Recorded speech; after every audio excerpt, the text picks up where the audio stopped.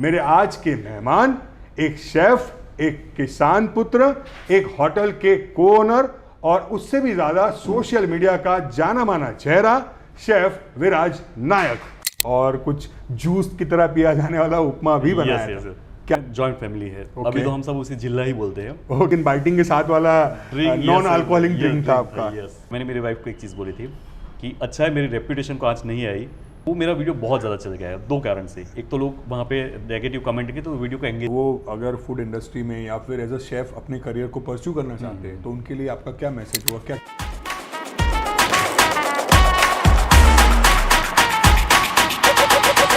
एक इंसान जो किसान परिवार में जन्म लेता है लेकिन वो अपने पिता की तरह किसानी को नहीं चुनते हुए अपने आर्ट और कुकिंग के पैशन को फॉलो करता है। एक इंसान जो आईटी के अपने 10 साल के करियर को यूं ही छोड़ छाड़ के शेफ बनने के रास्ते पे अपने कदम बढ़ाता है। एक इंसान जो बचपन में अपने दोस्तों के साथ क्रिकेट के ग्राउंड पे अतरंगी पोहा और अपने कजिन्स के साथ जूस की तरह पिया जाने वाला उपमा बनाता था। एक इंसान जिसकी बकेट लिस्ट में खतरों के खिलाड़ी में पार्टिसिपेंट करना अभी भी पेंडिंग है। एक इंसान जो आपको 1 नहीं, 2 नहीं, 3 नहीं, 4 नहीं, 5 नहीं बल्कि 50 प्रकार की अलग अलग खिचड़ी खिला सकता है।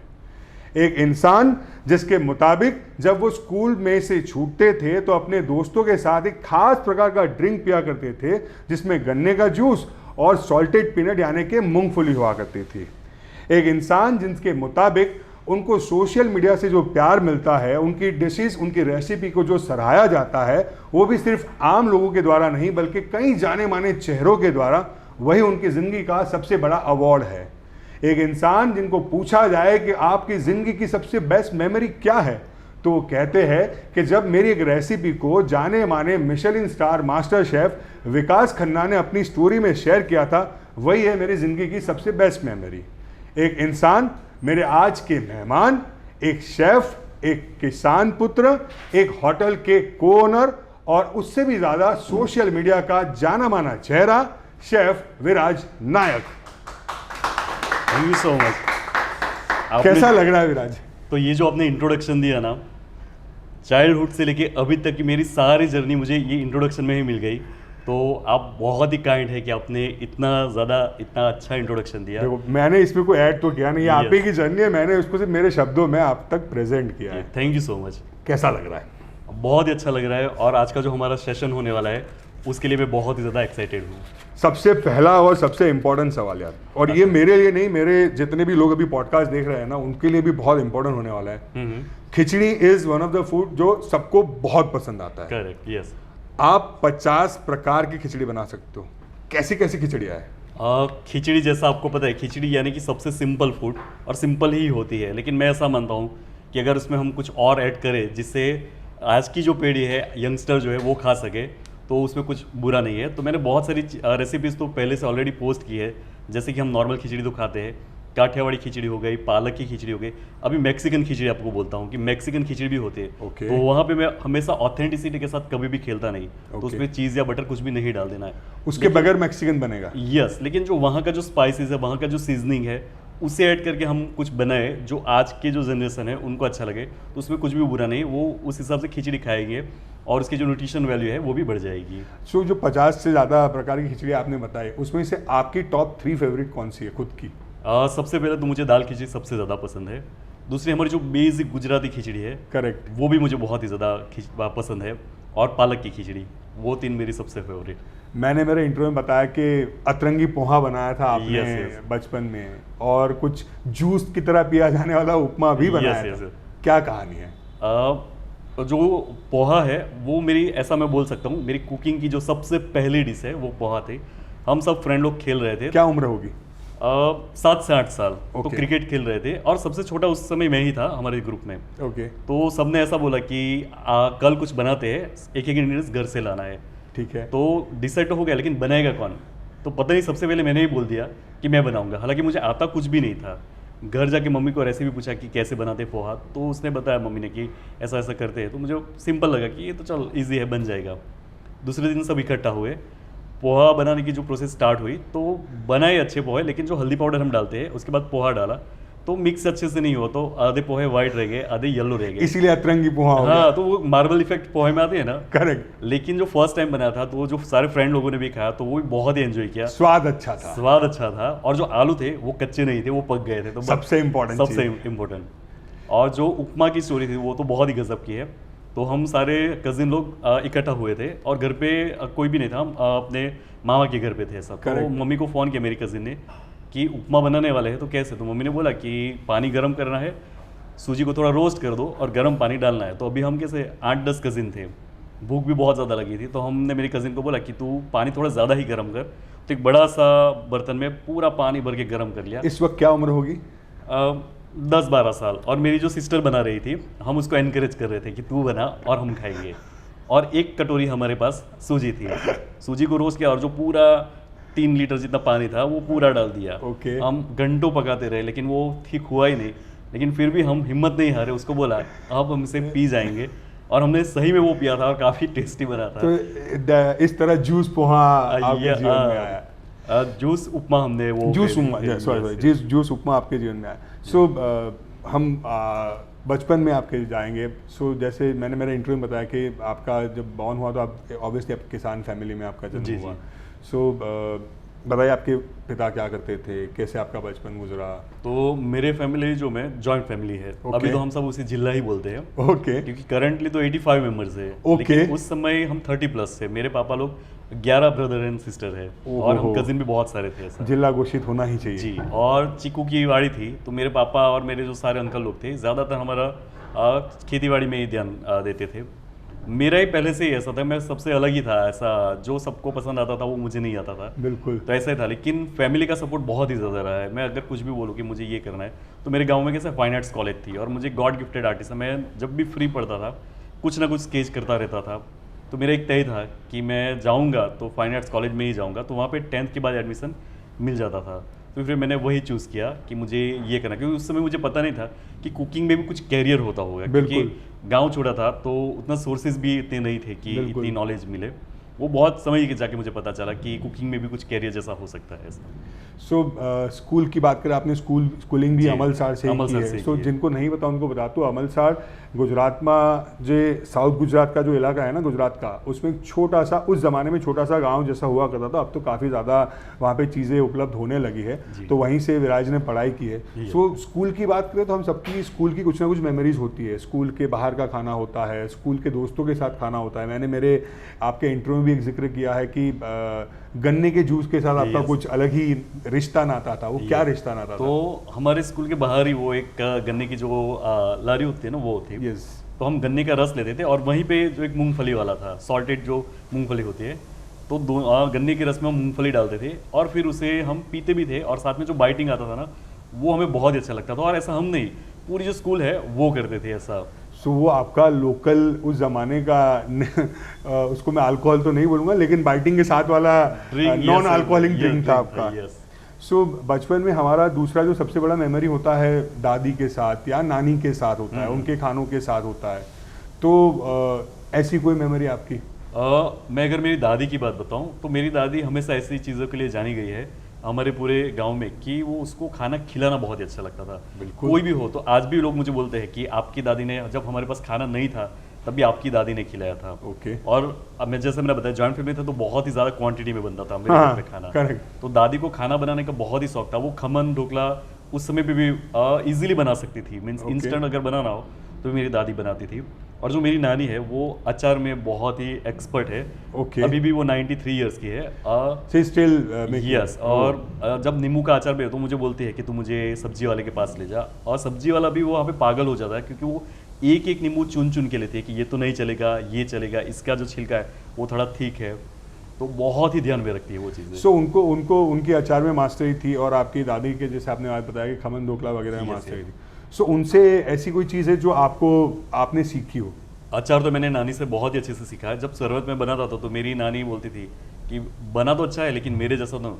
लास्ट फर्स्ट टाइम ऐसा हुआ कि वो मेरे घर पे आए थे, मैंने बनाया बहुत सारा अचार मैं बनाता हूँ, और वो इमोशनल हो गए और बोली कि मैं पहले ऐसा सोचती थी कि मैं चली जाऊँगी तो मेरी तो जो सारी लड़कियाँ हैं वो तो मेरे जैसा अच्छा नहीं कोई बन मेरे जैसा सकती, बना नहीं पा रहा है। लेकिन तूने सही में बहुत, तू मुझे, अब मैं जब जाऊंगी ना तो मुझे थोड़ा पैक करके दे देना। So now Viraj is Nani verified. Yes, verified.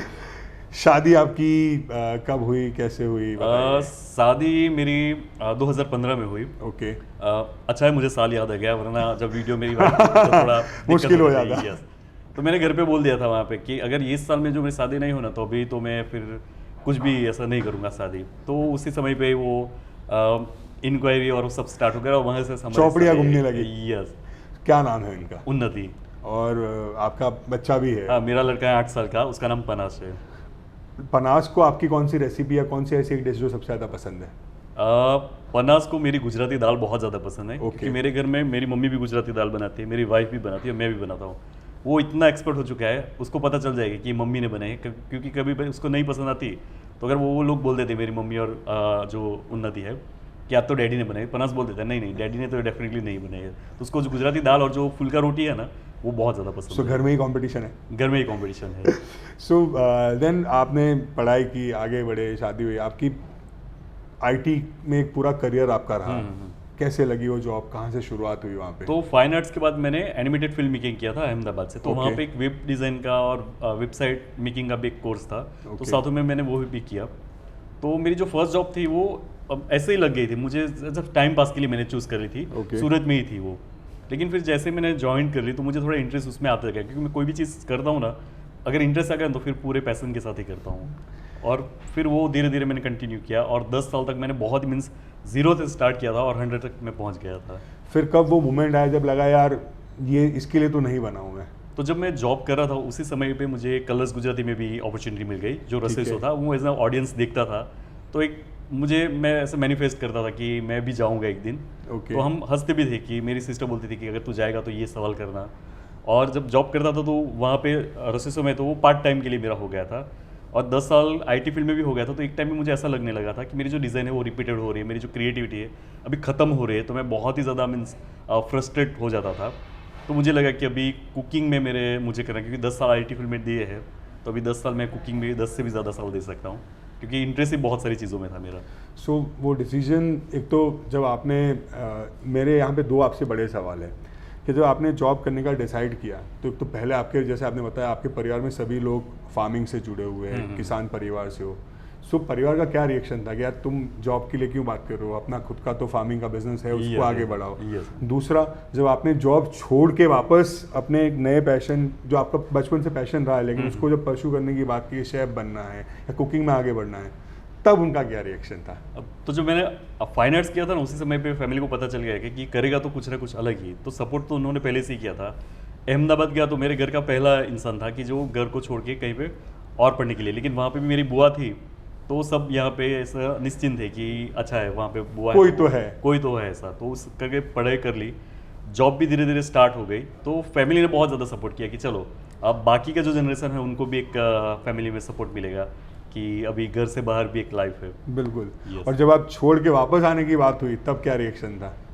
तब बहुत ज़्यादा मेरे लिए चैलेंजिंग वो फेस था, क्योंकि मैं पूरी रात भर नहीं सो पाता था, क्योंकि मुझे ये छोड़ देना है। और कलर्स गुजराती में मैं कर रहा था, लेकिन हालांकि मैं यूट्यूब चैनल स्टार्ट करने के लिए उसमें पता नहीं था कि कितनी अर्निंग होती होगी, चलेगी भी नहीं चलेगी, एडिटिंग कैसे होगा।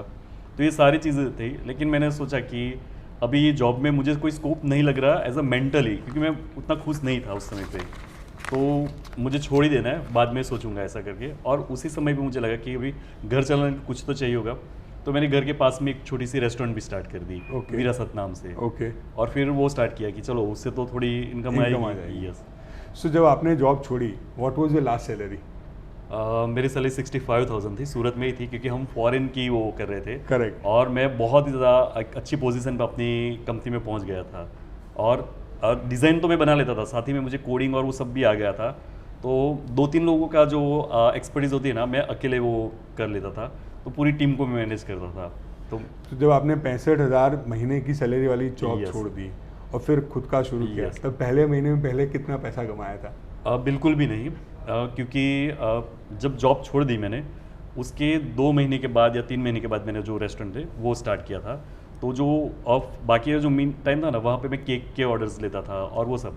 लेकिन उस समय पे कैसा था कि अवकाशी रोजी जैसा। हाँ, कैलकुलेटेड बहुत ज़्यादा मैं नहीं रखता था। तो जितना मटेरियल केक सेल करके आया, बाकी का नेक्स्ट डे उसी में मटेरियल लगता था, और जॉब की जो सेविंग थी फिर वो इस्तेमाल करने लगा। सो जब रेस्टोरेंट शुरू हुआ विरासत जो आपने बताया, कैसा रहा उसका रिस्पॉन्स लोगों का?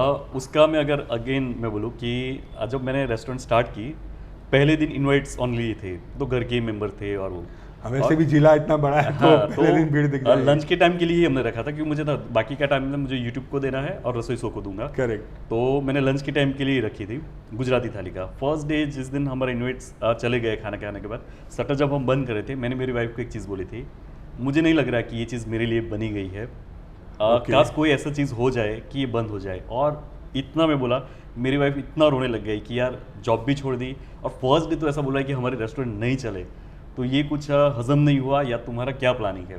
और लकीली 2 ही महीने हुए थे और कोविड का टाइम आ गया। ओके। और फिर से उस दिन वो मोदी जी ने वो बोला था, एक दिन पहले ही वो लॉकडाउन था, लॉकडाउन। तो उस दिन शटर बंद कर रहा था ना, तो मैंने मेरी वाइफ को एक चीज़ बोली थी कि अच्छा है मेरी रेपुटेशन को आज नहीं आई, यहाँ पे कोविड की वजह से मैं शटर बंद कर रहा हूँ, और ये भगवान ने मुझे साइन दी है कि मेरे साथ कुछ तो बड़ा होगा, और मैं बंद कर रहा हूँ, फिर से हम ओपन नहीं करेंगे। और सही में ऐसा ही हुआ था, क्योंकि वो जो टाइम था वहीं से फिर मेरा जो ग्राफ है वो अप गया है। आपने आईटी का करियर छोड़ा, रेस्टोरेंट खोली, उसमें आपको एहसास हो गया कि नहीं ये मैं इसके लिए नहीं बना हूँ। Yes. देन उसके बाद आपका एक अलग ही पूरा करियर रहा है, जिसमें आपने सोशल मीडिया पे एज अ शेफ़ आप निकल के आए, लोगों का बहुत सारा प्यार मिला। तो अब तक को जो आपका एज अ शेफ़ जो करियर रहा है, क्या सबसे बड़ी लर्निंग रही? लर्निंग मेरे पास मैं एक ही चीज़ बोल सकता हूँ कि फेलियर आते हैं, लेकिन अगर आप अपना माइंड को थोड़ा पॉजिटिव रखोगे और फैमिली का सपोर्ट होगा ना, तो कोई भी कितना भी बड़ा फेलियर होगा आप उसे बहुत ही आसानी से, हालांकि टाइम लगेगा, तब आपको थोड़ा पेशेंट होना बहुत ही ज़रूरी है, तभी आप सक्सेसफुल हो पाओगे। लगे रहो। यस, लगे रहो। खाने बनाने के लिए ढेर सारे अलग अलग तरीके हैं, जैसे कोई बारबेक्यू यूज़ करता है, कोई बॉइल्ड यूज़ करता है, कोई फ्राई यूज़ करता है। आपका फेवरेट पसंदीदा तरीका कौन सा है? मुझे गांव के जो चूल्हे पे बना हुआ खाना है ना, जो विलेज स्टाइल कुकिंग है, बहुत ही ज़्यादा पसंद है। अभी भी हम हमारे गांव में करते हैं, स्पेशली विंटर में तो बहुत ज़्यादा करते हैं। तो 2 चीज़ें होती है, एक तो जो खाने का फ्लेवर है वो स्मोक से एक बहुत ही हम बात कर रहे हैं लकड़ी के ऊपर जो चूल्हा बनता है। यस यस, तो उस पर खाना बनाना मुझे बहुत ही ज़्यादा पसंद है। तो मीठा ज़्यादा बनता है? यस, मीठा भी ज़्यादा बनता है, और उसकी जो फ्लेवर है ना, अगर आप सिंपल से सिंपल खिचड़ी ले लो, आप प्रेशर कुकर में बनाओगे और जो गैस का जो लकड़ी का जो चूल्हा है उसके ऊपर बनाओगे, आसमान ज़मीन का स्वाद में फ़र्क होगा। क्यों ऐसा होता है? 2 चीज़ें हैं, क्योंकि जब चूल्हे पे बनता है, जो स्मोक निकलती है वो फिर से वो खाने के अंदर जाती है, तो एक जो स्मोकी फ्लेवर आता है, ओके, उससे खाना बहुत ही बढ़िया बनता है, और वो धीरे धीरे कुक होता है, तो उससे भी उसका जो फ्लेवर है वो बहुत ज़्यादा एनहांस होता है। वैसे ढेर सारे लोग आपको आपके इंस्टाग्राम और बाकी सोशल मीडिया हैंडल पे आपको फॉलो करते हैं, लेकिन जो लोग अभी आपको और मुझे ये खाना इंडिया का चैनल पे हमारे पॉडकास्ट को देख रहे हैं, उनको अगर आपको क्विक खाना बनाने के लिए 2 या 3 कुकिंग टिप्स देनी हो तो क्या होगी? पहले तो ऐसा नहीं है कि कोई भी रेसिपी में अगर कोई पर्टिकुलर चीज़ आपके पास अवेलेबल नहीं हो तो वो रेसिपी आपको अटेम्प्ट नहीं करनी है। सब्स्टिट्यूट होते हैं, और सिंपल से सिंपल इंग्रेडिएंट्स से भी आप खाना आसानी से बना सकते हो। दूसरा, जब हम यूट्यूब पे बताते थे या कोई भी रेसिपी बताते हैं, वहाँ पे मेजरमेंट बहुत अच्छे से बनाते हैं, लेकिन सबसे ज़रूरी हम जो दिल से खाना बनाते हैं, अंदाजे से, जो हमारी नानी वानी भी करती थी, स्वाद अनुसार नमक, स्वाद अनुसार, तो बस खुल के डालिए मसाले, और जो अपने फैमिली का जो टेस्ट है, आपके जो जिसको सर्व करने वाले उसके टेस्ट को जानिए, तो आपको खाना आपका अच्छा ही बनेगा। रसोई और खाना बनाने से और खाने की चीज़ों से या डिशेज से बहुत सारी मिथ्स है।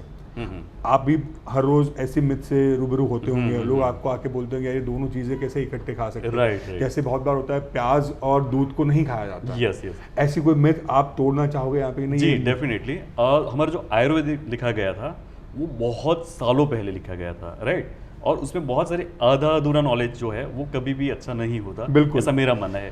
पहले आपको पूरा नॉलेज, दूध और प्याज की हम बात करते हैं, लेकिन कच्चा दूध और कच्चा प्याज अच्छा नहीं है, ऐसा आयुर्वेद बोलता है। लेकिन at the same time western country में, यूरोपियन कंट्रीज में जो बेचमेल सॉस बनता है उसके अंदर दूध उबलता है, उसके अंदर ही प्याज डाला जाता है। ओके। तो वो लोग सालों से खा रहे हैं। अगर हेल्थ की बात करें, आयु की बात करें, तो उनकी एवरेज आयु से जो है वो हमारे इंडियन से ज़्यादा है, right. So it is about कच्चा दूध और कच्चा ऑनियन। यस। और दूसरा, वेदर बहुत ही इंपॉर्टेंट रोल प्ले करता है। जैसे कि हम अगर सूरत में रहते तो यहाँ पे अगर ठंडी पड़ी, हम कहीं और घूमने जा रहे हैं तो वहाँ के ठंडे के हिसाब से हम कपड़े लेके जाते हैं कि बिल्कुल। स्वेटर हमें इस प्रकार का चाहिए, और उसी हिसाब से वहाँ पे खाना, तो जो वेदर में जो खाना बनता है उसी हिसाब से हमें वो कंज्यूम करना चाहिए। दूध और प्याज के अलावा ऐसी और कोई मिथ है जो आप और ब्रेक करना चाहो या लोगों के साथ शेयर करना चाहो, आपके जहन में कुछ हो ऐसा? यस, अब फॉर एग्जांपल अभी दूध और लहसुन गार्लिक का भी है। बहुत सारी मेरी रेसिपीज़ में भी आपने देखा होगा, मैंने भी ऐसी रेसिपीज़ बनाई है कि जहाँ पे गार्लिक और दूध साथ में यूज़ हुए हैं। लेकिन Okay. अगेन मैं बोलता हूँ वो कच्चा दूध और कच्चे गार्लिक की बात होती है। जैसे मैंने व्हाइट सॉस दूध में कुछ भी मैदा या व्हीट फ्लोर डाल के व्हाइट सॉस बना दिया, तो वो दूध कच्चा नहीं रहा, वो दूध का एक और प्रोसेस हो चुका है और एक अलग ही इसकी डिश बन चुकी है व्हाइट सॉस। अगर उसके अंदर भी मैं कुछ डालूं तो वो कुछ भी आपको तो उसका रिएक्शन नहीं होगा। यस, बिल्कुल। सो अभी जो बहुत सारे ट्रेंड चल रहे हैं, जैसे बहुत सारे ट्रेंड में ऐसे हमने बहुत ज़्यादा नोटिस किया है कि जो हमारे ट्रेडिशनल खाने हैं वो छूट रहे हैं और उसके फ्यूज़न हो रहे हैं। जैसे आपने खिचड़ी की बात की कि आप खिचड़ी जब फ्यूज़न भी बनाते हो तो यू मेक श्योर कि उसकी जो ओरिजिनल ऑथेंटिसिटी वो मेक श्योर रहे। सो ट्रेंड के ऊपर आपका क्या टेक है? वो मैंने बहुत बार बोला है कि हमें ऐसे ट्रेंड को सपोर्ट करना चाहिए जो हमारे ट्रेडिशनल के साथ जुड़ा हुआ हो, ऑथेंटिसिटी के साथ जुड़ा हुआ हो। बहुत ज़्यादा फ्राइड आइसक्रीम, मैगी, कुछ पकोड़े वकोड़े बना लिए, और हर एक चीज़ में चीज़ डालनी ज़रूरी नहीं होती, हर एक चीज़ में बटर डालने की ज़रूरत नहीं होती। कभी कभी आप डाल सकते हो, वो अलग अलग इंसान पे डिपेंड करता है। वंस इन अ वाइल आप डालिए, कुछ गलत नहीं है, लेकिन हर बार कुछ चीज़ ही डालोगे तो अच्छा होगा, वो गलत है। जैसे कुछ लोग मिर्ची का आइसक्रीम बनाते हैं, ओरियो के पकोड़े बनाते हैं। यस, तो वो कभी कभी ऐसा लगता है कि वो सिर्फ वायरल होने के लिए या फिर दिखाने के लिए बनाया जा रहा है। यस, लेकिन वायरल होने के वो पता है ऐसी स्ट्रेटेजी डेवलप की जाती है। अगर मैं अभी एक रेसिपी बनाऊं जो मेरी दादी बनाती थी, फॉर एग्जांपल जावरू, डिश का नेम है जावरू। जावरू, राइट। क्या होता है? ये गुजराती एक डिश है। ओके। तो अलग अलग फ्लावर से बनती है, मिक्स किया जाता है, फिर उसमें तड़का लगता है, सारी सब्जियां पड़ती है। बहुत ही हेल्दी डिश है, इतनी उपमा के सिमिलर है, उपमा के। मैंने भी नहीं खाया लेकिन अगर मैं कल ही इसका शूट करके रेसिपी डालूंगा तो ज़्यादा व्यू नहीं आएंगे। लेकिन मैं अगर स्ट्रेटेजी बनाऊं कि मैं कल ओरियो बिस्किट लेके कुछ उसमें चीज़ डाल के कुछ बना दूँ, बर्गर बनाता हूँ, तो वो मेरा वीडियो बहुत ज़्यादा चल गया है। दो कारण से, एक तो लोग वहाँ पे नेगेटिव कमेंट करेंगे तो वीडियो का एंगेजमेंट मिलेगा। बिल्कुल। तो वैसा नहीं होना चाहिए। मैं बोलूँ ऐसे वीडियो को ऑडियंस को भी अवॉइड करने चाहिए, और जो अच्छा कंटेंट है अगर उनको सपोर्ट मिले ना, तो आप हमारा जो फूड इंडस्ट्री है वो भी अच्छी कर पाएगी, सबकी जो हेल्थ है वो भी वहाँ से इम्प्रूव करेगी। सो नाउ विराज भाई, हम एक गेम खेलेंगे आपके अच्छा। साथ, ठीक है? अब तक है ना, ये आप टेबल के उस साइड होते थे, लेकिन आज मैं आपको टेबल की दूसरी साइड रखूंगा। मैंने और मेरे जितने भी दर्शक हैं उन्होंने बहुत बार ये नोट किया होगा कि हम जब भी बड़े 5 स्टार रेस्टोरेंट में या होटल में जाते हैं तो उनके मेनू में एकदम लेविशिंग नाम या उनके ब्रीफ डाले होते हैं डिश के। सो कुछ डिश है हमारे भारतीय डिशेज है, उनके जो मेनू में ब्रीफ लिखे होते हैं ना, मैं वो पढ़ रहा हूँ अंग्रेजी में। आपको गैस करना है वो डिश कौन सी है। Okay, right, yes, interesting. नहीं गैस कर पाएगा तो आपको हिंट दूंगा, उसके बाद भी नहीं कर पाए तो ठीक है, फन करेंगे। ठीक है। सो जो पहले डिश है मैं बोल रहा हूँ, are sweet circle dish made by mixing lovely small piece of fried and sugar soaked batter from besan with seeds and aromatic spices. It's a sweet dish. हाँ, it's a sweet dish. If you want me to repeat? Yes, please repeat. Are sweet circle dishes made by mixing lovely small pieces of fried and sugar-soaked batter of besan with seeds and aromatic spices. Jalebi? मैं आपको hint देता हूँ। अच्छा, okay. ये गणेश जी के बड़े पसंदीदा है। अच्छा, मोतीचूर के Laddu. Correct. Right. So now we move to next dish. Yes, yes. So it's a pastry with a savory filling, Okay. mostly vegetable, spiced potatoes, onions, peas, sometimes non-vegetarian meat or fish. Depending on the region, it is made into different shapes, triangular, cone, etc. Puff? नहीं, ये रगड़े के साथ भी खाया जाता है। Samosa? Samosa. Okay. से ये बदला ले रहा हूँ मैं। Yes. जितने भी लोग जो 5 स्टार होटल में जाके लेकिन मैं बहुत ही क्लोज हूँ। हाँ, आप क्लोज हो। और yes yes yes. So now third, ये आप गेस कर लोगे। It's made of puffed rice, okay, crumble crunchy puri, onion, cilantro, toast with 2 chutney, green spicy cilantro chutney and brown tangy turmeric chutney. अच्छा, बेल। सही जवाब। Next, it's a main course staple food of Mumbai, okay, India, consisting of a thick spicy vegetable curry served with soft buttered bread. अरे यार ये तो आना चाहिए यार, बड़ा इजी है। अब वड़ा पाव। नहीं नहीं, मैं वापस से पढ़ता हूँ, इसमें हिंट भी नहीं दूंगा मैं आपको। Main course staple food of Mumbai, okay. India. Pav bhaji. Yes. Yes. So now we'll move to the next thing. The dish consists of mashed potato patty coated with chipock flour, which is then deep fried and served hot with chutney. That's vada. Only vada, correct, सही जवाब। ये Gujarati dish है, मैं आपको पहले hint दे रहा हूँ। मतलब गुजरात नहीं, बाहर बहुत सारी जगहों पे मिलती है, लेकिन गुजरात में भी हम घरों में भी बनाते हैं। Spicy dried ingredients such as sev, fried lentils, peanut, चिपक flour gathiya, corn, vegetable oil, puff rice, fried onion and curry leaves. नमकीन जो चिवड़ा जो। Correct, Yes. चिवड़ा। ये थोड़ा मुश्किल हो सकता है नेक्स्ट, बट फिर भी मुझे पता है आपको मुश्किल पूछा जा सकता है। Made from gram flour dough made into spiral stuff with mixture of either coconut or Maharashtrian spicy stuffing, garnish with poppy seed and sesame seed. Khandvi. नहीं, ये नमकीन ही है वैसे। अच्छा। पुणे की ज्यादा फेमस है वो bakarwadi. Bakarwadi. yes, bakarwadi. This is my last one. ये तो आपको आना चाहिए Yes, विराज भाई, नहीं तो ये तो फिर जितने भी लोग आपके है ना वो आपको अच्छा। काट देंगे।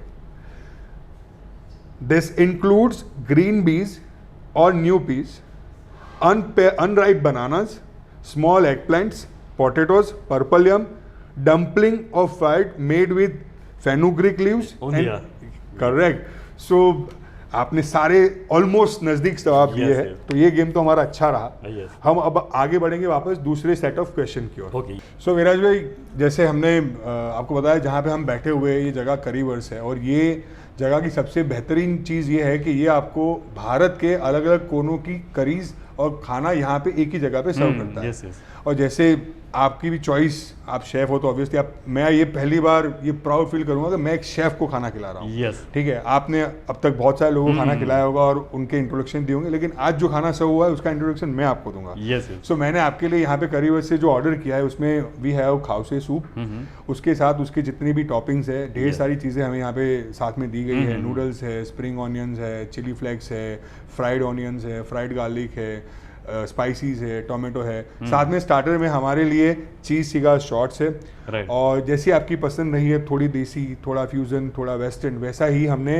एक पनीर धनिया अदरक की सब्जी ऑर्डर की है और साथ में मॉकटेल है। ठीक अच्छा। है, तो हम सवालों का सिलसिला वापस से शुरू करेंगे। Yes. आप खाने में बिल्कुल भी शर्म मत अनुभव कीजिएगा। बिल्कुल नहीं करूंगा, क्योंकि ये पहली बार ऐसा हो रहा है कि मैं सामने की ओर पे हूँ और मेरे लिए पर्टिकुलरली बहुत ही सारा खाना रखा गया तो है। आज फायदा उठा लिया जाए। Yes, definitely. मैं सवाल पूछूंगा, आप जवाब दो, खाते हुए दो, मुझे रोक के दो, चलेगा। Yes. ठीक है। सो मेरा जो अगला सवाल है खाने से, रेस्टोरेंट से ही जुड़ा हुआ है। बहुत बार ये होता है कि जैसे कोई डिश, जैसे हम बात करें बैंगन का भरता, घर में भी हम बनाते हैं, बाहर भी हम खाते हैं।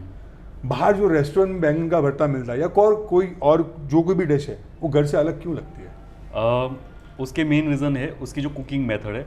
नॉर्मली इसे मैं 3 अलग अलग डिपार्टमेंट में डिवाइड करता हूँ। एक होम स्टाइल कुकिंग हो गया, ठीक है। जो हम घर पे बनाते हैं। दूसरा, रेस्टोरेंट में जो प्रोसेस होती है, कोई भी डिश या ग्रेवी बनती है तो उसकी पूरी प्रोसेस अलग होती है। और तीसरा जो होता है वो कैटरिंग का फूड, जो बल्क में बनता है। ठीक तो है। उसका नॉर्मली जो रेस्टोरेंट स्टाइल फूड होता है, specially Chinese and Punjabi food, तो वहाँ पे कुछ अलग इंग्रेडिएंट्स भी इस्तेमाल होते हैं जो टेस्ट को एनहांस करते हैं। जो हम घर में नहीं यूज करते होंगे। घर में यूज़ नहीं किया, जैसे कि Correct. एरोमेट पाउडर या फिर MSG हो गया। तो ऐसी चीज़ें, कुकिंग मेथड, ये चीज़ों से जो टेस्ट है उस पर काफ़ी फर्क आता है। इसीलिए जो ऐसी डिशेज उसको बाहर जाके ही खाया जाए तो उसका ज़्यादा Yes, मजा आता definitely. है। घर में ज़्यादा मेहनत करके उसको, अगर आपको सारे इंग्रेडिएंट मिल रहे हैं तो आप बना के खा लो। Yes, वरना तो yes, बाहर yes, जाके yes. खाओ तभी। और अब तो करीवर्स है तो आप करीवर्स में आके खा भी खा सकते हैं, सकते क्योंकि हो। अभी खाने का जो अरोमा आ रहा है वो बहुत ही कमाल का तो है। आप चालू कीजिए, तब तक Yes, मैं sir. आपको दूसरा सवाल थ्रो करता हूँ। सो ऐसा कौन सा आपका फेवरेट इंग्रेडिएंट है जिसके साथ आपको खाना बनाने या फिर कोई भी रेसिपी में आपको वैरायटी या फिर नए एक्सपेरिमेंट करने में मज़ा आता है? मुझे कड़ी पत्ता बहुत ज़्यादा पसंद है। ओके। बहुत सारी डिशेस में मुझे कड़ी पत्ता डालना बहुत ज़्यादा अच्छा लगता है। अगर वेजिटेबल की आप बात करो तो वेजिटेबल में मुझे हमारे जो इंडियन देसी वेजिटेबल्स है, क्योंकि मेरे यहाँ पे अवेलेबिलिटी उसकी ही ज़्यादा है, तो मुझे हमारा जो रतालू है, स्पेशली जो साउथ गुजरात में मिलता है, पर्पल याम। पर्पडियम। तो पर्पल याम से भी मुझे बहुत सारी रेसिपीज बनाना बहुत ज़्यादा पसंद है। ओके। जब आपने करियर ऑप्शन फूड इंडस्ट्री में चुना एज अ शेफ, तो आपको किसी से गाइडेंस मिला था? नहीं, उतना ज़्यादा नहीं, क्योंकि उस टाइम पे मेरे पास रिसोर्सेज बहुत कम थे। तो जो भी मैं सीखता था वो टीवी शो या फिर कोई मैगज़ीन या बुक देख के मैं ज़्यादा पढ़ता था। उस समय भी न्यूज़पेपर में भी एवरी संडे कुछ ना कुछ रेसिपीज़ आती थी, तो मैं उसको सेव कर लेता था कटिंग करके, और फिर वो मैं ट्राई करता था। तो वहीं से धीरे धीरे वो स्टार्ट हो गया। और फिर जो कलर्स गुजराती पे रसोई शो आता है, तो वो मैंने देखना डेली मैं देखता था, तो उससे मुझे बहुत सारी इंस्पिरेशन मिली। तो वैसे ही मेरी जो कुकिंग की जर्नी थी वो स्टार्ट हो गई थी। लेकिन अब तो आपने अच्छा लंबा वक्त ये करियर में निकाला है, तो जो लोग अभी इस पॉडकास्ट के ज़रिए आपको और मुझे देख रहे हैं और वो अगर फूड इंडस्ट्री में या फिर एज अ शेफ़ अपने करियर को परस्यू करना चाहते हैं, तो उनके लिए आपका क्या मैसेज होगा, क्या टिप्स होगी? पहले तो ये जो फील्ड है ना, उसमें आपको बहुत सारे ऑप्शन मिलेंगे। तो आपको पहले तो ये चीज़ तय करनी कि आपको इंटरेस्ट सबसे ज़्यादा किस में है। ओके। क्योंकि इसमें शेफ़ का तो किचन का जो वो वर्क हो गया, वो आ गया, और इसमें आप फूड डिज़ाइनर बन सकते हो, फूड स्टाइलिस्ट बन सकते हो। तो बहुत सारे इसमें अलग अलग डिपार्टमेंट है, तो उसका नॉलेज लेना बहुत ही ज़रूरी है।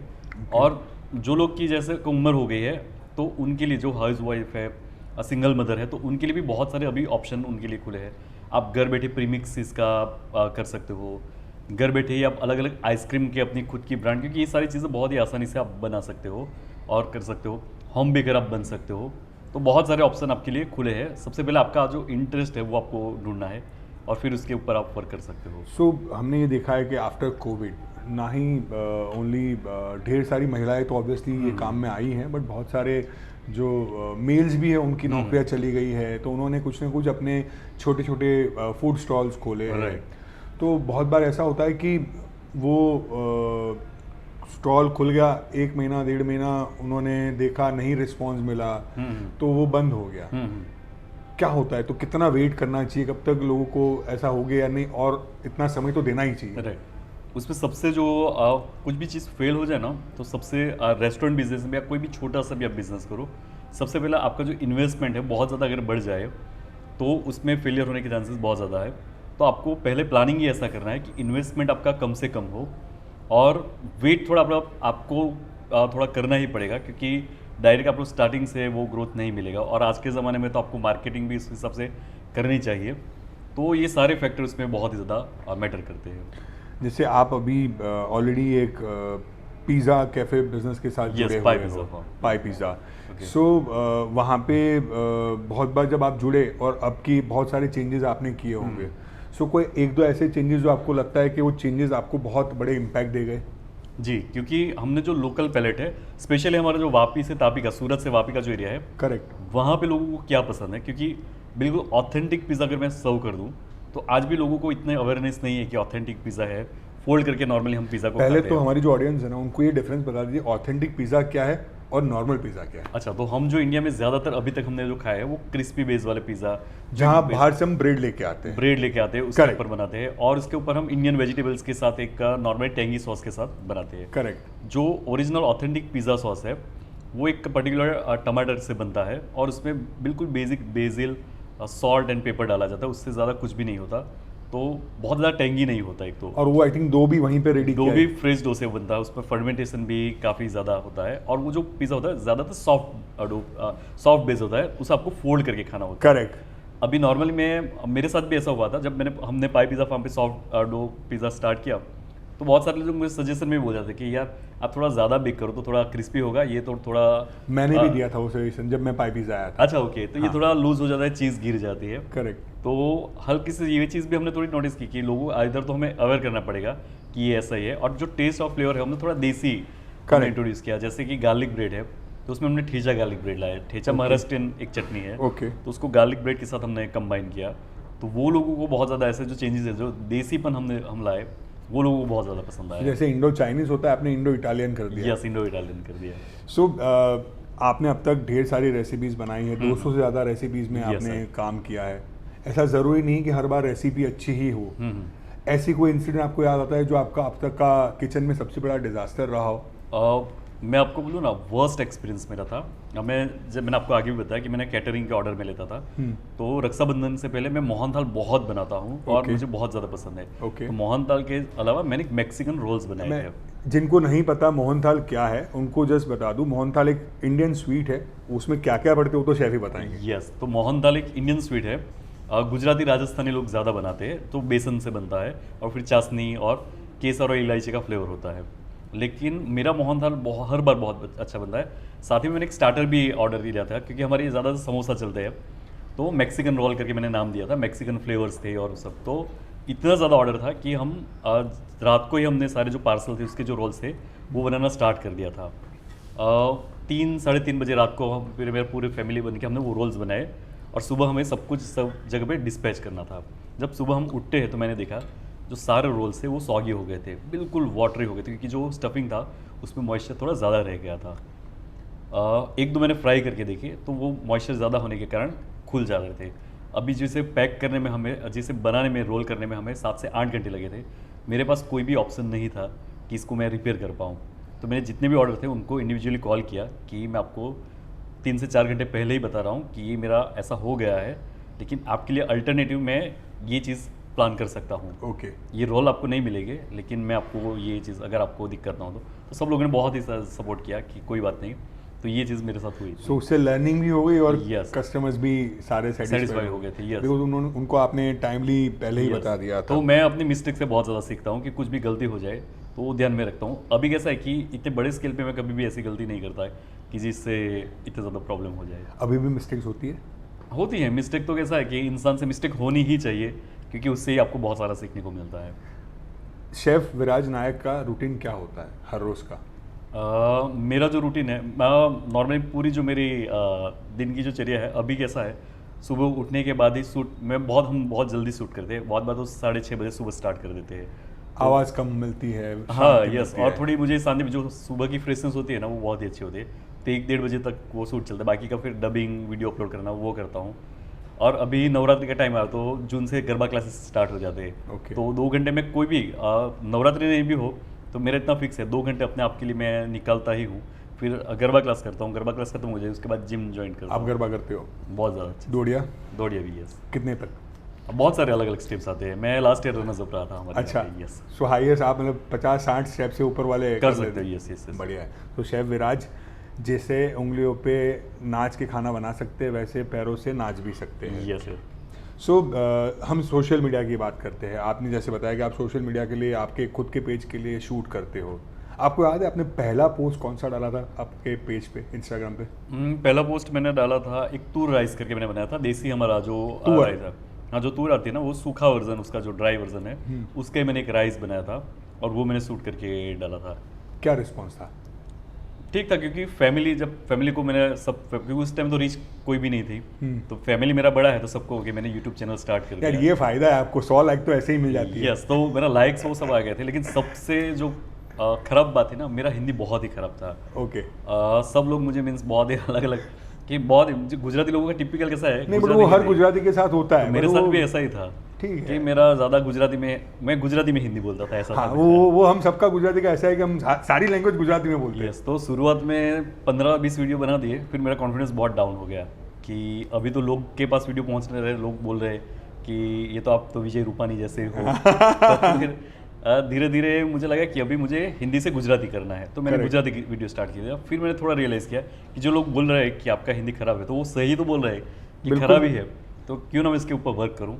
तो फिर मैं ऐसे लिखता था और वो पढ़ता था। ऐसा बहुत सारी कुकिंग हिंदी चैनल मैंने देखी और थोड़े थोड़े नए नए वर्ड ढूंढ निकाले, तो फिर मेरा इम्प्रूव हो गया। पहली वायरल पोस्ट कौन सी गई थी, कौन सी रेसिपी थी? वो लॉकडाउन में ही गई थी। खमन की रेसिपी मैंने, हमारे जो सूरती वाटी डालते जो खमन है, Correct. वो बना के मैंने डाले थे और वो अच्छी तरह से वायरल हो गई थी।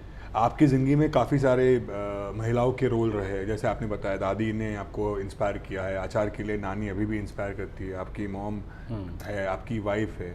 जब भी नई रेसिपी के बारे में सोचते हो, किसके ज़्यादा इनपुट आते हैं, किसकी सोच ज़्यादा इंस्पायर करती है, कैसे?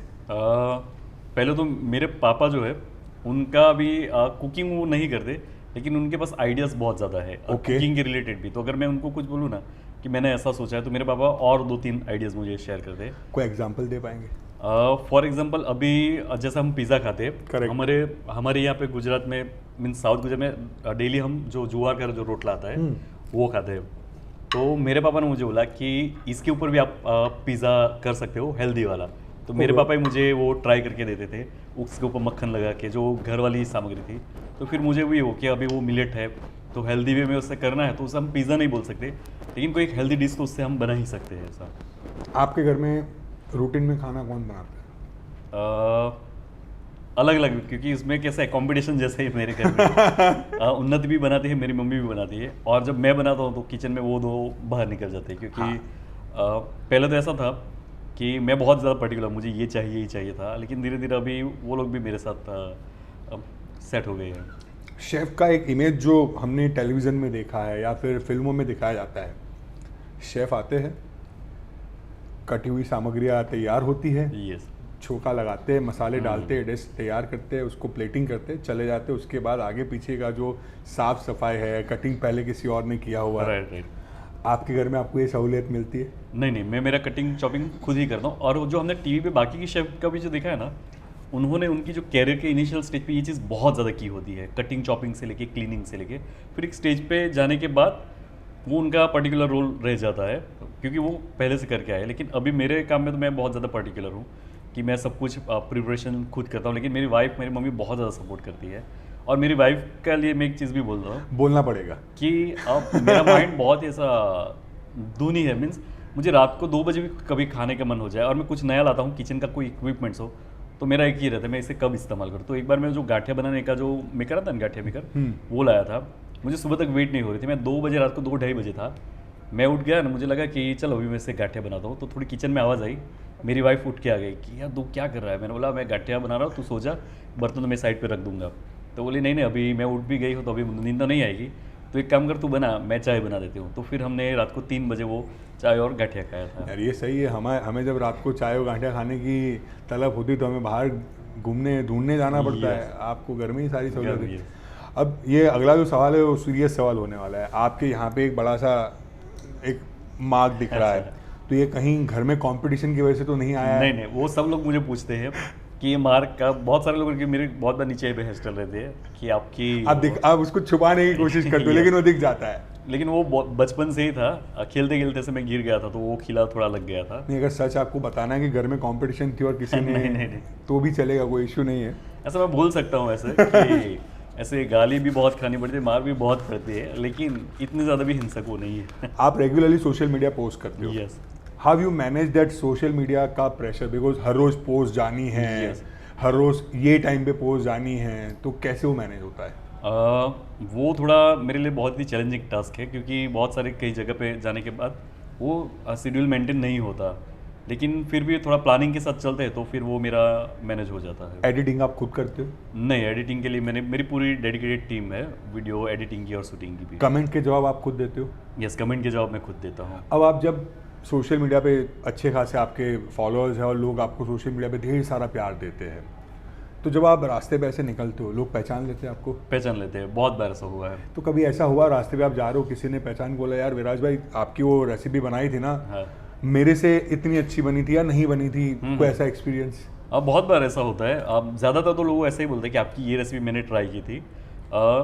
कभी कभार ऐसा होता है कि कोई बोलता है कि आपकी ये रेसिपी मैंने ट्राई की लेकिन अच्छे से नहीं बनी, तो फिर मैं उनको पूरा पूछ ही लेता हूँ वहाँ पे कि एग्जैक्टली आपने क्या फॉलो किया था। तो कुछ ना कुछ हल्की सी भी अगर मिस्टेक रह गई हुई तो वो फॉलो नहीं था, लेकिन मैं उसमें अपनी फेलियर मानता हूँ। अगर कोई रेसिपी मेरी ट्राई करता है, अगर अच्छी नहीं बनती तो उनकी बनाने की फॉल्ट नहीं हो सकती, मेरे एक्सप्लेन करने में कुछ ऐसा हो गया होगा।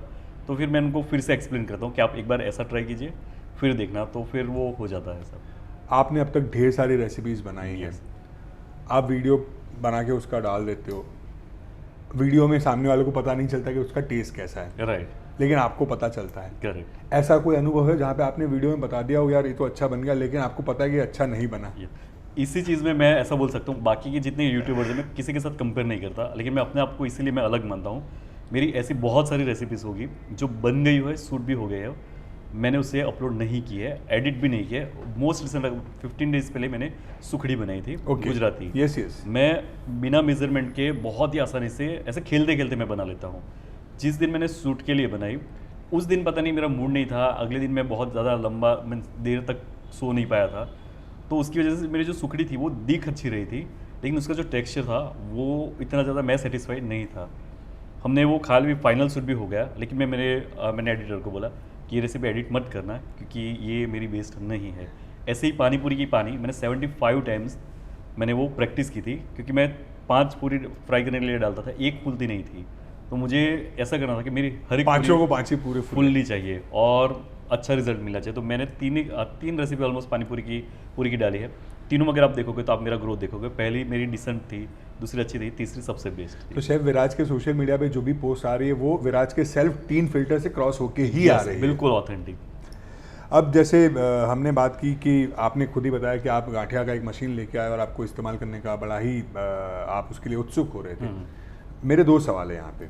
किचन में ऐसा कौन सा एक इंग्रेडिएंट है और ऐसा कौन सा एक इक्विपमेंट है या बर्तन है जो बड़े अंडररेटेड है लेकिन बड़े इंपॉर्टेंट है वो? ये बहुत ही ट्रिकी क्वेश्चन है मेरे लिए। पहले इंग्रेडिएंट की बात कर लेते हैं। अच्छा। इंग्रेडिएंट कौन सा है जो अंडररेटेड है आपके हिसाब से? मेथी, फेनुग्रीक। ऐसा मानता हूँ कि हम बहुत ही कम डालते हैं किसी भी चीज़ में, लेकिन आपने एक चीज़ देखी होगी, कोई भी क्यूजिन हो, अगर हम गुजराती दाल बनाते हैं तो उसमें जो मेथी डालते हैं, तड़के में डालते हैं, हल्का साबुत सा मेथी, कड़वा, हाँ। साबुत कड़वापन आए। उसी हिसाब से अगर हम पंजाबी बनाते हैं तो कसूरी मेथी डालते हैं। मेथी आ जाती है। उसका मतलब ये है कि मेथी जो है वो आपके खाने को जो टेस्ट है वो बहुत ही नेक्स्ट लेवल पे ले जाएगा। Correct. लेकिन हम ज़्यादातर जो मेन डिशेस होते हैं वो मेथी के बेस पे कभी नहीं होती, क्योंकि बहुत ज़्यादा कड़वी है। Correct. हालांकि सबसे न्यूट्रिशन वाइज सबसे बेस्ट मेथी है। राजस्थान में मेथी पापड़ की सब्जी बनती है, लेकिन हम Correct. गुजराती की बात करें तो बहुत गुजराती के पास तो मेथी का एक जो सबसे बड़ा हथियार है मेथी वो थेपला है। यस। लेकिन उससे ज़्यादा जो हमारी ड्राई मेथी है उसका हम बहुत ही कम इस्तेमाल करते हैं, तो बिल्कुल। मुझे लगता है कि वो शायद उसका रीजन ये भी है कि बहुत सारे लोगों को पसंद नहीं because of that bitter Bitterness, yes, taste. yes. मेरे घर में भी ऐसा, मेरा खुद का ऐसा मानना होता है। मेरी वाइफ यहाँ पे बैठी है, वो शूटिंग देख रहे, तो उसको वो अभी अग्री करेगी, वहाँ से वो हाँ जवाब आएगा कि जब भी वो दाल बनाई जाए तो मेरा ये मेक श्योर मैं उसको ये होता है कि आप मुझे छन्नी में से निकाल के दे दो, मेरे खाने में वो आना, मुझे दिखना नहीं चाहिए। उसका टेस्ट आएगा तो चलेगा, फ्लेवर चाहिए तो टेस्ट आएगा तो चलेगा, लेकिन वो दिखनी नहीं चाहिए। तो वो बहुत सारे लोगों का ऐसा होता है। सो ये तो हो गया इंग्रेडिएंट। ऐसा बर्तन कौन सा है?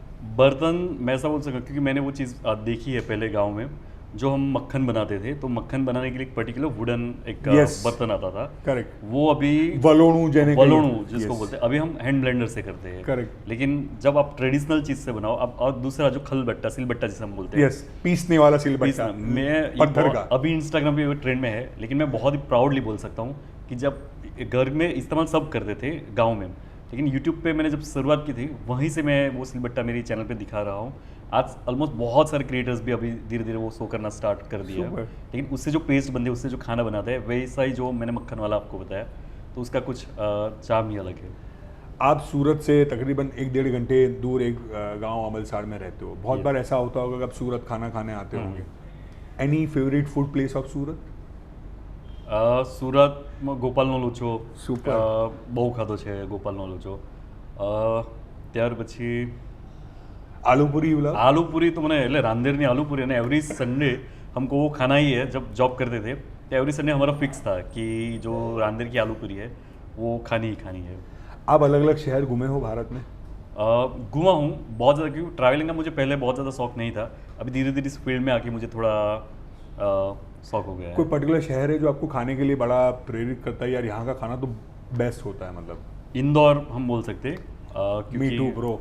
इंदौर सराफा हो जाए, 56 दुकान हो जाए, कभी भी जाओ। Yes definitely. सो वो तो खाना मतलब अगेन, मतलब सूरत के बाद अगर कोई मेरा फेवरेट पसंदीदा शहर है खाने के लिए, इंदौर। यस।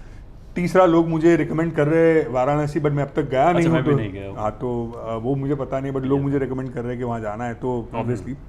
सो अगर मान लीजिए कि शेफ विराज का मूड बड़ा ही सैड चल रहा है, वो बड़ा ही घटिया मूड में है, और शेफ विराज का मूड अप करना है, क्या खिलाया जाए? मुझे स्वीट बहुत ज़्यादा पसंद है, गुलाब जामुन बहुत पसंद है, और मैं सबसे ज़्यादा मुझे रसमलाई एनी टाइम आप मुझे दे सकते हो। रसमलाई के लिए मैं कभी भी, और आप हमारी जो बासुंदी है बहुत ज़्यादा, घर में जो खुद घर में जो बनते हैं 2 घंटे तक। Yes yes. अब तक का सबसे महंगा खाना क्या खाया है? सोचना पड़ेगा वो चीज़। क्योंकि इसके बाद इससे कनेक्टेड एक और सवाल आने वाला अच्छा। है, तो आप सोच के जवाब दीजिए। मुझे एग्जैक्टली याद नहीं है राजस्थान में कौन सी वो जगह है। हमने कुछ वहाँ पे चाय ही पी थी, लेकिन वो कुछ 250-300 रुपये की सिर्फ सिंपल हमारी इंडियन ही चाय थी, लेकिन कुछ पैलेस के आसपास के पैलेस के अंदर थी, मुझे वो एग्जैक्ट याद नहीं है। तो ऐसा कोई खाना है जो लगता है यार भले महंगा नहीं था बट वो खाना अभी भी जबान पे है, कोई भी स्ट्रीट फूड हो तो भी चलेगा? ऐसे तो बहुत सारी मीन्स जगह पे मीन्स बहुत सारी चीज़ें हैं, जैसे कि अहमदाबाद में मैंने बहुत बार जो हमारे वैसे वो नाम सूरती घोटाला डोसा से मैंने खाया, लेकिन अहमदाबाद में मैंने जो वहाँ पे माणिक चौक, यस, बालम का ग्वालिया डोसा, यस, तो वो खाया था ना, मुझे बहुत ज़्यादा पसंद आया था। अगर आपको मौका मिले वहाँ पे किसी को लेके जाना है, कोई हिस्टोरिकल इंसान हो या फिर लिविंग लेजेंड भी हो, किसके साथ खाना पसंद करेंगे वहाँ पे? माधुरी दीक्षित। वाह। खतरों के खिलाड़ी की क्या कहानी है? मेरा कैसा है, मैंने जितना भी मैनिफेस्ट अभी तक किया है अपनी लाइफ में, मैंने हर एक चीज़ में हासिल की है। वो सेम वे मुझे ऐसा लगता है कि मुझे खतरों के खिलाड़ी में पार्टिसिपेट करना है बाय एनी हाउ, और उस लेवल तक पहुंचना है, क्योंकि मेरे भी बहुत सारे फियर है, वो मुझे निकालने हैं और मुझे वो एक्सपीरियंस भी करना है। जैसे वो लोग क्रीपी क्रॉली स्टंट करवाते हैं, तो वो मुझे एक्सपीरियंस करना है। और उसका मैं आपको एक चीज़ बताऊँ, थोड़ी फनी है। मुझे लास्ट ईयर ऐसा लगा था कि शायद मेरा नंबर आ भी जाए उसमें, मैं सिलेक्ट भी हो जाऊँ, तो मुझे सबसे ज़्यादा फोबिया है वो पानी से है। ओके। तो मैंने स्विमिंग सीखना भी स्टार्ट कर दिया था कि बस इसकी वजह से मैं एलिमिनेट नहीं होना चाहिए। तो स्विमिंग आ गया? नहीं आया। वो जो मेरे दो कोचिज बाद में चेंज हो गए, मैंने भी 3 बार कोशिश की, अब तक लेकिन नहीं आया। वो लोग भी हार गए, लेकिन नहीं आया मुझे। एक और कहानी जो मैं चाहूँगा कि आप लोगों के साथ शेयर करें, विकास खन्ना वाली जो बात है, क्या है वो? तो लास्ट ईयर मैंने काजू कतली की एक रेसिपी पोस्ट की थी, तो उस पर व्यूज़ अच्छे आ रहे थे। मैं बहुत बार ऐसा होता है कि मैंने व्यूज़ इतना चेक नहीं करता कि कितना आया कितना नहीं, तो वो अच्छी ट्रेंड हो रही थी, मुझे भी पता कमेंट्स जिस हिसाब से आ रहे थे कि ये ट्रेंड हो रही है ऐसा। फिर मेरे पे कॉल आया, मेरे एक रिलेटिव का ही था, कि कॉन्ग्रेचुलेशन। तो मैंने बोला क्या हो गया? तो बोला कि विकास खन्ना ने आपकी स्टोरी डाली, तो मुझे लगा कि प्रैंक ही हो रहा है। तो मैंने नहीं। तो बोला तो अभी फ़ोन कट कर और चेक कर, विकास खन्ना ने तुम्हारी। तो फिर मैंने अपना नोटिफिकेशन ऐड किया, तो उस पर भी आया कि विकास खन्ना टैग यू ना। तो फिर उन्होंने एक चीज़ लिखी थी कि एग्जैक्टली यही मेथड मैंने 30 साल पहले की हलवाई से सीखी थी, यानी कि मेरी रेसिपी उन्होंने वेरीफाई किया था कि ये परफेक्ट रेसिपी है। So now chef Viraj is Nani verified and Vikas Khanna verified Yes, also. yes. बढ़िया, सुपर। एक और जो कहानी हमारी बीच में छूट गई कि आपको ढेर सारे आम लोग तो फॉलो कर ही रहे हैं, लेकिन उसके अलावा भी बहुत सारे कई जाने माने चेहरे जो आपको Yeah. सोशल मीडिया पे आपकी रेसिपीज को फॉलो करते हैं। करेक्ट। कौन कौन है? एक तो हमारे जो लेजेंड है मिस्टर अमिताभ बच्चन, उनकी जो ग्रैंड डॉटर है नाव्या नवेली नंदा, तो वो भी मुझे इंस्टाग्राम पे फॉलो करते हैं। उसके अलावा जो टीवी स्टार है अर्जुन बिजलानी, वो मुझे फॉलो करते हैं। बहुत सारे सेलिब्रिटीज़ ने पास में लाइक, जैसे रेखा भारद्वाज जी, विशाल Okay. भट्ट, तो उन्होंने मेरी रेसिपी को लाइक किया था। ओके। अबू जानियन संदीप खोसला जो फैशन डिज़ाइनर, उन्होंने भी रिसेंटली मेरी पोस्ट को एक लाइक किया था। तो वैसे टीवी स्टार बहुत सारे हैं जो लाइक करते हैं sir. So now will again हम पॉडकास्ट के आखिरी हिस्से में पहुंच चुके हैं। So will play 2 different games. Okay. पहला गेम, मैं आपको कुछ इंग्रेडिएंट के मेरे पास अंग्रेजी नाम है, आपको सिर्फ लोगों को बता देना है कि वो हमारी आम भाषा में उसको क्या कहा जाता है। अच्छा, ओके। ठीक है, ये इजी है, मतलब ये आपके लिए तो इजी होना ही चाहिए। सो अगर मेरी अंग्रेजी नाम बोलने में गलती हो जाए तो नीचे ट्रोल कर देना, कोई इशू नहीं है। मैं जैसा हमारा बात हो ना, हम हर भाषा गुजराती में बोलते हैं, तो हो सकता है कि मेरा प्रोनाउंसिएशन अंग्रेजी का थोड़ा इधर उधर हो जाए। सो पहला है एसेफेटिडा, हींग, फेनुग्रिक, मेथी, पॉपी सीड्स, खसखस। जिसको अफीम के बीज भी कहा जाता अच्छा, है। मुझे बहुत सारा ऐसा होता है, मुझे हिंदी के नाम बहुत हाँ, बार कई it's चीज़ें okay. नहीं पता। हाँ, मेरे घर में भी उसको खसखस ही कहा जाता है, Right. जिसको अफीम के बीज भी कहा जाता है। Okay. स्टार एनिस, चक्री फूल, बादिया, बाडिया, करेक्ट। नटमेग, जायफल, जायफल, मेस, जावित्री, सुपर। कैरम सीड्स, अजवाइन, सुपर। टर्मरिक, हल्दी पाउडर, टेमरिड, इमली, सिलांट्रो, हमारा हरा धनिया, लास्ट फेनल सीड। सौंफ, ठीक है, अब मैं आपको चॉइसेस दूंगा फटाफट। घी या बटर? घी, डे पर्सन और night person? Night person, boiled food या fry food? Boiled food, party with friends, party with family?